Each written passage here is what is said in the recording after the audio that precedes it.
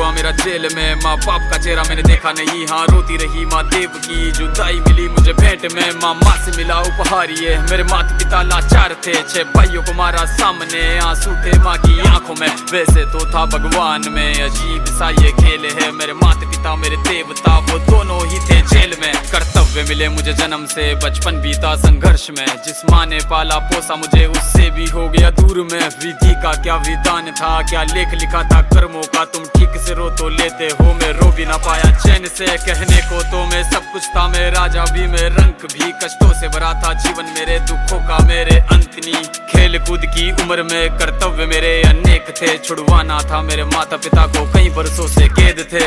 धर्म के चलते कर्म से वो वृंदावन भी छोड़ दिया, मथुरा की उन गलियों से भी अपना दामन मोड़ लिया।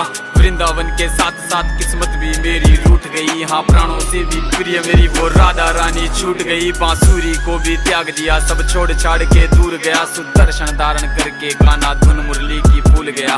धर्म बचाने की खातिर अब हस्तिनापुर को चला गया, मैं माखन चोरी करता था कभी न्यायाधीश अब बन गया। समय का चक्र अजीब था, मैं जीत के भी हार गया, धर्म बचाने वाले को दुनिया ने कपटी बता दिया।